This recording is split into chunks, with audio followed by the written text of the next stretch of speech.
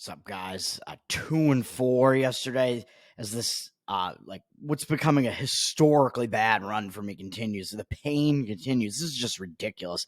I was 2-1 in college basketball yesterday. College basketball was pretty much right on. I think it could have been 3-0. I mean, Denver, that was a close game. They had opportunities to put that game away. They wound up losing in overtime, but I needed them to win by more than 2.5. But they were winning by a few points pretty late in that game. So that was one that could have gone either way, I suppose. That was tough. The other two both got there, although Morehead State tried to throw the game away at the end there. If you saw what happened at the end of that, they were winning by 12 in the final minute and a half or something, and they got fouled on an intentional foul, missed one of the two. Then they committed a foul, which was stupid. So that wound up putting the game back down to 11, and I needed them to win by 11. Then they turned it over and gave the ball back again.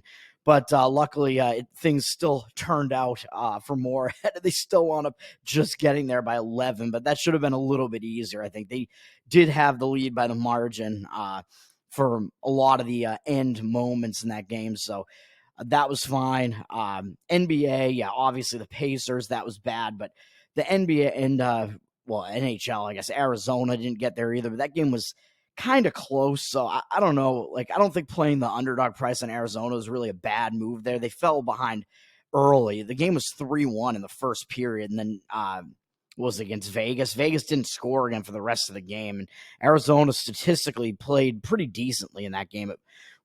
Statistically, it was fairly close. So that's kind of what you want as an underdog. That one just didn't get there. The Pacers was the worst one. That one was just a loss. And then the Portland Trailblazers, that's the type of loss that you take in betting that's you remember that one, dude. And I've had a couple just massive blown leads on the Portland Trailblazers in my history. I do remember one other game way back. I don't even remember what year it was. It was a long time ago at this point where I had Portland. I think Wait, did I have Portland or did I have the others? No, I think I went against Portland. I think I had the Charlotte Bobcats in a game back in the day, -1 or something at home. And the Bobcats had an absolutely massive lead. It was more than what it was last night, too. The Bobcats had a 28-point lead or something in the fourth quarter, and they wound up losing that game to the Portland Trailblazers. And that was a spot where the Trailblazers were playing only 8 deep. They had no bench that year either, so it was reminiscent of that, although it was on the Blazers this time rather than on their opponent. Blazers last night, they were completely dominating the game. I just assumed the game was over, and I stopped paying attention to it. They were winning by more than 20 points late in the third quarter. I think they were up, 24 points in the third quarter or something? I'd have to look, but I don't know. They had a massive lead throughout the entire second half. They still went into the fourth quarter with a 13-point lead. I think they led by as much as 14 with 7 minutes left in the game or something like that. And then somehow they blow the game and then lose outright in overtime. What the hell is that? It's one of the most frustrating losses that I've seen. When you have a game and it's just in the bag and you put that in the win column, you're like, all right, we only have a small loss for today. Let's move on. And then that game loses and you just take a bigger loss on the day just because of that. It's the worst thing ever, man. When the game is just totally in the bag and it's it's a sure thing. It's 98% that you're going to cover that one at that point. You just move on, you check it off, move on. And then that one winds up not even getting there. It's I don't even know how to describe it. It's the worst feeling that you can have pretty much. It's so bad. I don't know how that even happened. And Portland was still winning the game, I think by 5 or 6, so they had chances to maybe get in the intentional foul game and cover the game that way near the end there too, because I got 5.5 with Portland, if that wasn't totally clear. I had mentioned I didn't know where the line was going to go. Cunningham did come back for Detroit, but I believe Bogdanovich did not, but that didn't really influence the line very much. I think the line kind of it was around 5.5. It went up to 6.5 during the day, and then I think it might have gone back down to 5.5 when Cunningham was announced. So the 5.5, I think, was pretty much the best number you could have gotten on Portland. It should have gotten there. I mean, that's what I was on.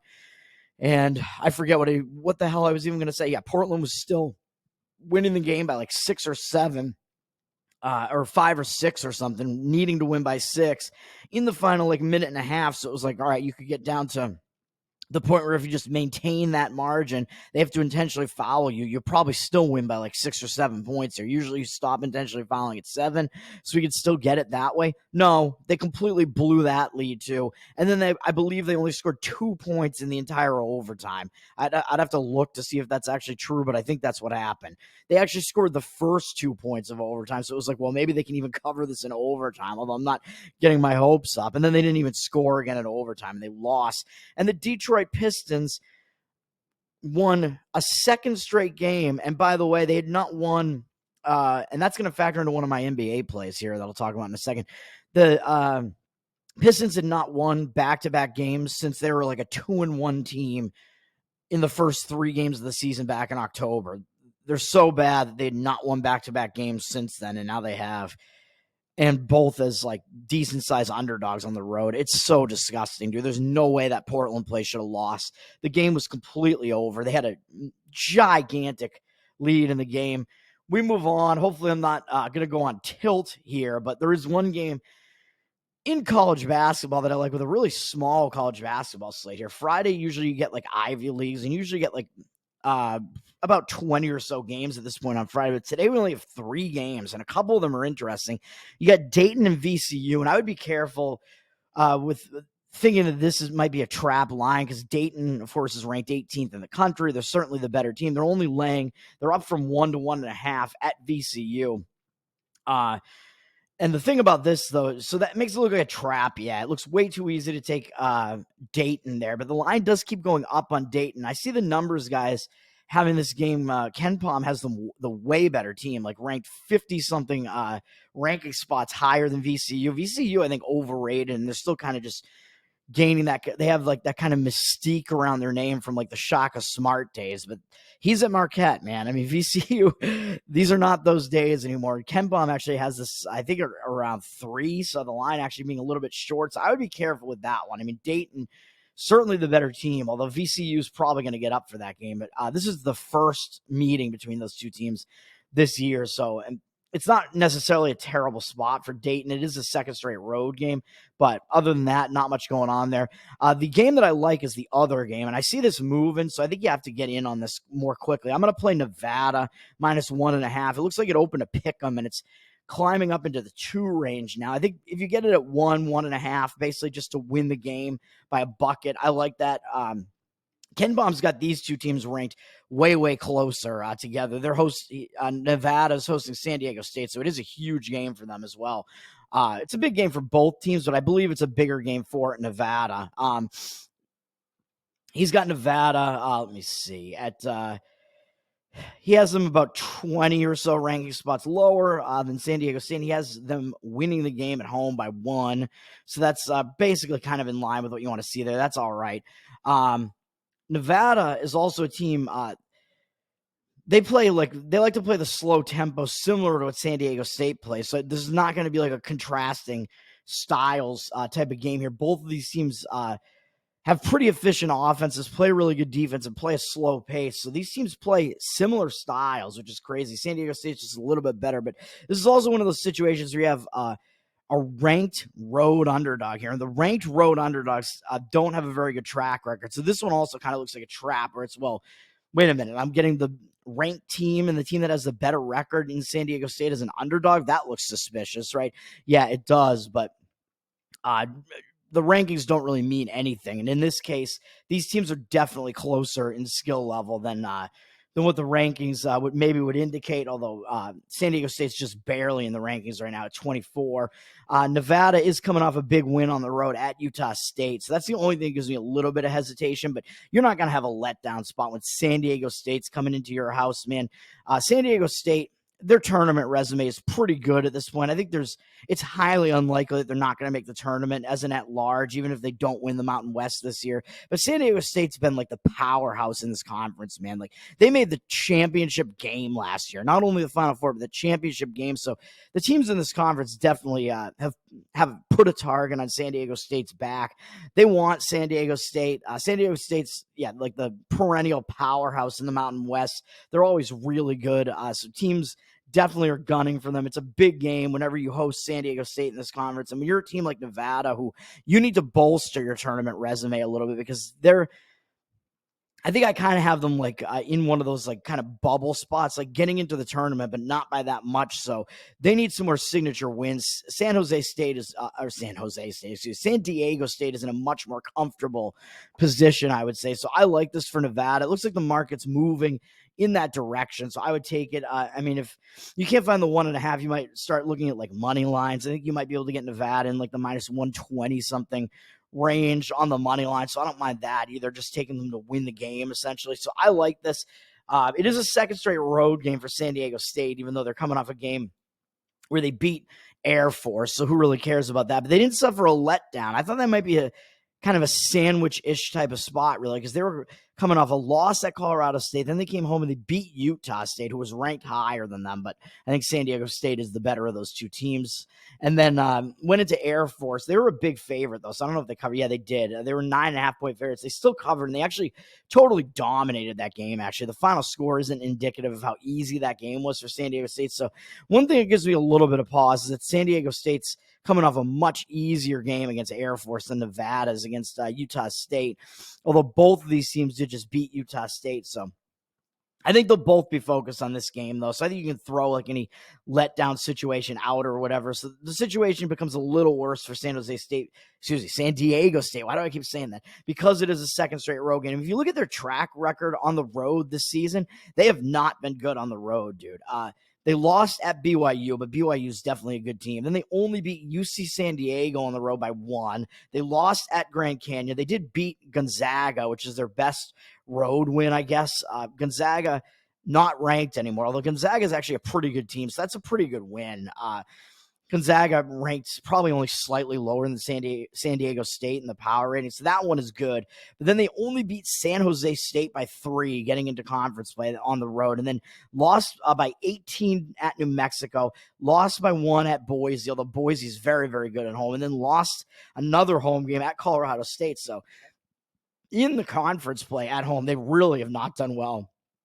They're only 1-3 on the road in conference, although it was against good teams except for San Jose State, and they did win at San Jose State, but barely, only winning that game by 3. Maybe they were looking ahead to New Mexico or something there. I don't know, but they haven't been as good on the road. I mean, that is the case with a lot of teams. When you get later into the season, of course, teams get more used to being on the road, but even so, not the best spot for San Diego State to be in, I don't think. And up next, they do have Colorado State and New Mexico State, and then Utah State. But Colorado State and New Mexico State both are teams that, New Mexico are both teams that beat San Diego State this year. So San Diego State has 3 conference losses, and 2 of those 3 losses are against their next 2 opponents in Colorado State and New Mexico back at home. So I do think they're going to want a little bit of revenge in those. And they did beat Nevada the one time they played them this season by quite a bit, by 12 at home. So I think that's going to also make people think this looks a bit easy to take San Diego State here, even though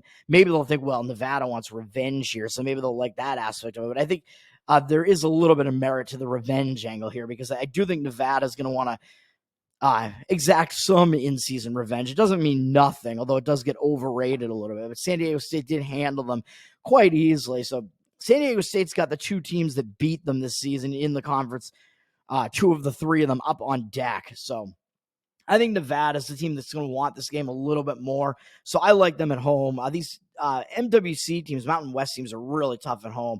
So I do like that one.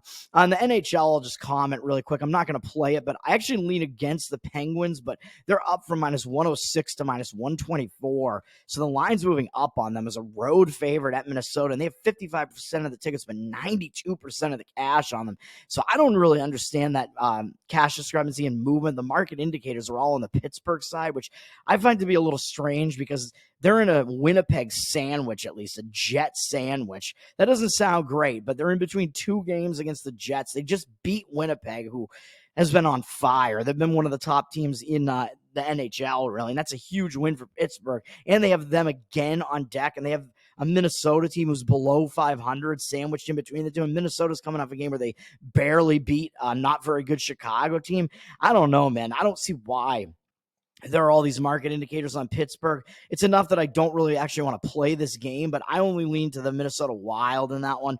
I'll stay away, but yeah, I would only lean to the Wild there situationally, and they're getting a decent home underdog price now. So I don't understand the market movement there. And I know one of you guys, Sab, I think you mentioned you're going to be on the Anaheim Ducks. I don't necessarily disagree with it. Edmonton's up from 275 to 277 as a huge road favorite. 82% of the tickets and 99% of the cash on them. So there are some market indicators on the Edmonton side a little bit pushing them up, but there's certainly a huge public road favorite as well, but also a huge favorite in general. Edmonton's coming off the big game against Vegas where they lost. And of course, I mentioned that was the game that halted Edmonton's huge win streak that they went into the All-Star break with a 14-game win streak.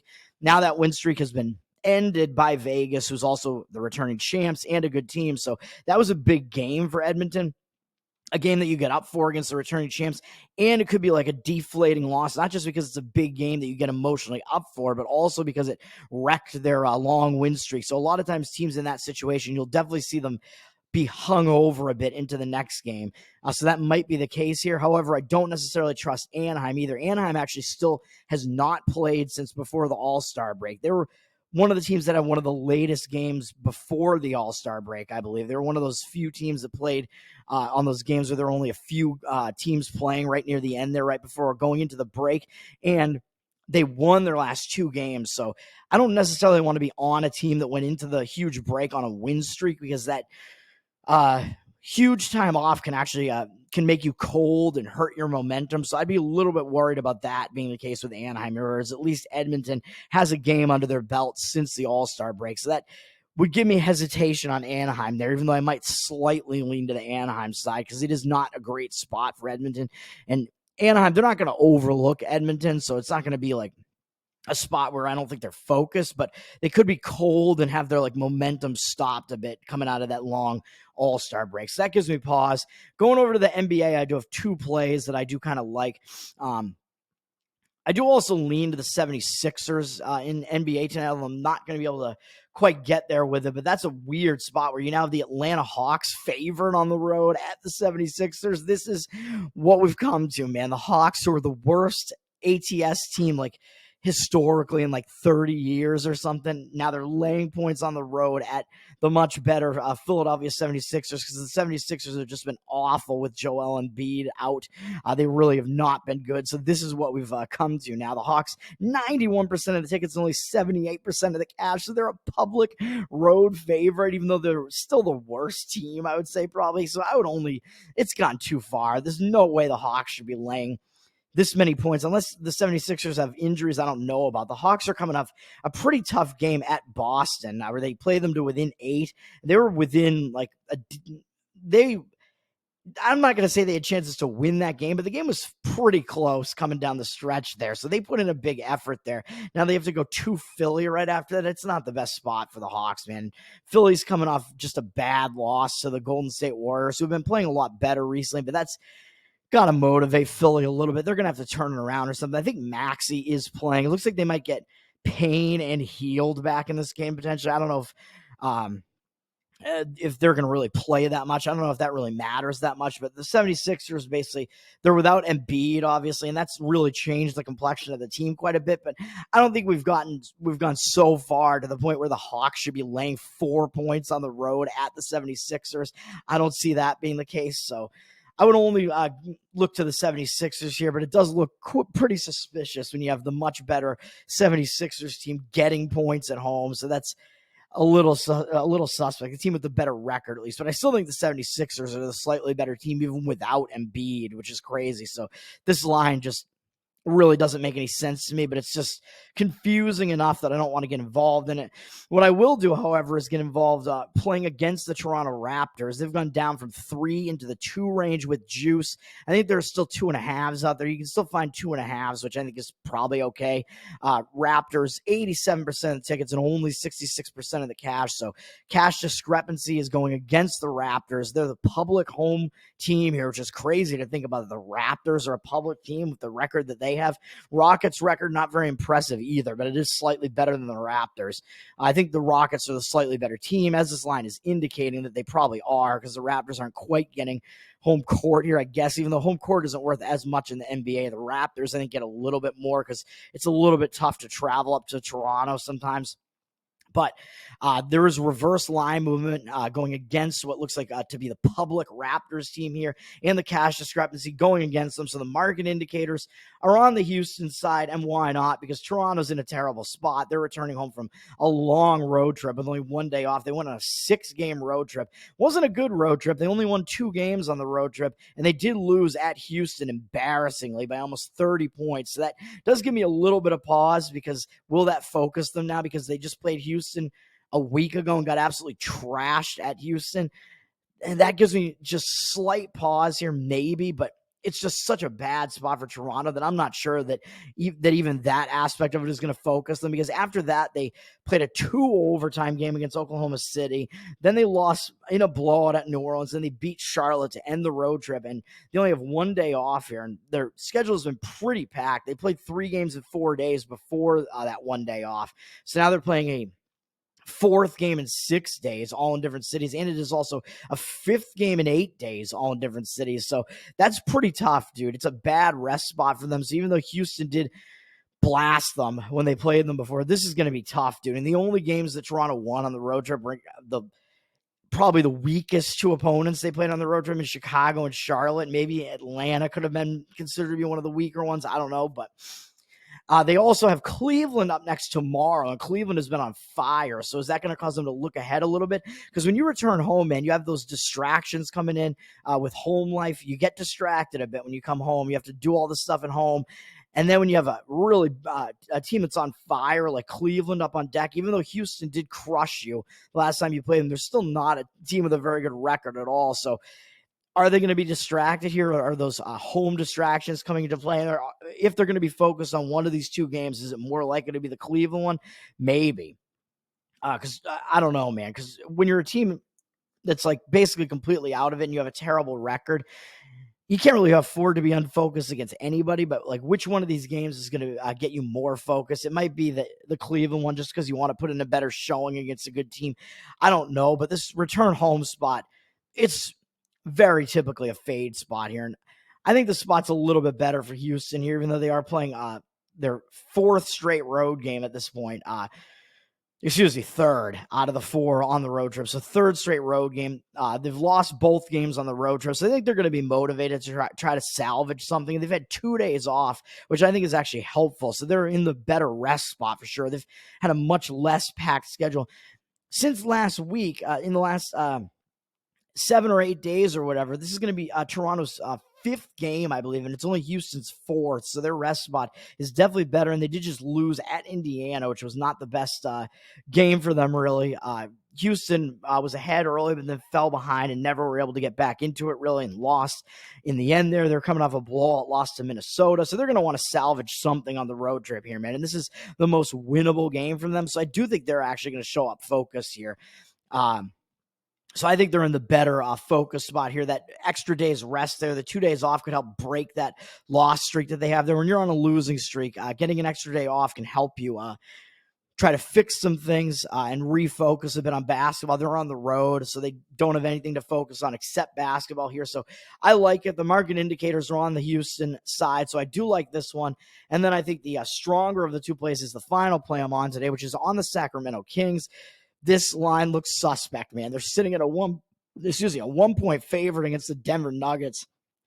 Denver at home, of course, against the Nuggets, because otherwise the Nuggets would certainly be favored. Nuggets are obviously the better team. Nuggets, 86% of the tickets, only 83% of the cash on them. So the Nuggets are the public team. The public are only going to want to play the Nuggets here, man. They're the returning champs. They're the team with the better record.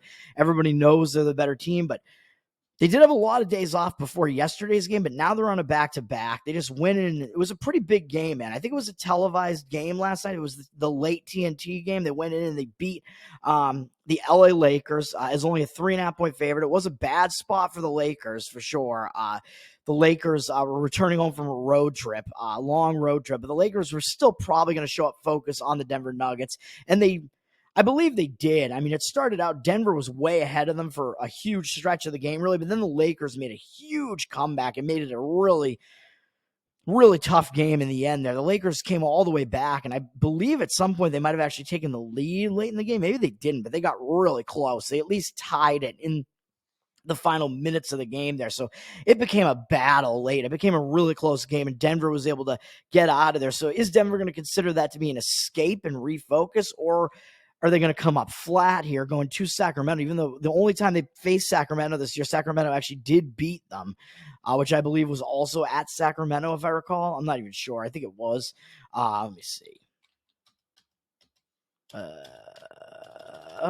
Doing this real quick. Come on, ESPN. I hate how ESPN scrolls like this. Yes, it was at Sacramento. Sacramento won by 6, but even so, it's a back-to-back. It's a tough spot for Denver. And up next, they have the Milwaukee Bucks to finish the road trip on Monday. So are they going to be looking ahead to that a little bit? They do have a couple of days off before that, but Milwaukee, they did just beat Milwaukee in a close game on the January 29th. But that's a big game, too. Milwaukee is still considered to be one of the top teams in the NBA, even though they've been struggling since the coaching change, trying to adjust to Doc Rivers' system there. But this is a back-to-back for the Nuggets. It was a big win in a televised game last night, so I think they could come up flat in this game here tonight against Sacramento. And Sacramento is in the much, much more positive spot, which is what makes this a play for me, is the spot that Sacramento is in. So even though I think Denver's in a slightly bad spot, even though Sacramento has a decent record, because I do think that Lakers, I mean, you beat LeBron, dude. That's a pretty big win, and the Lakers made it a real tough game for you near the end there.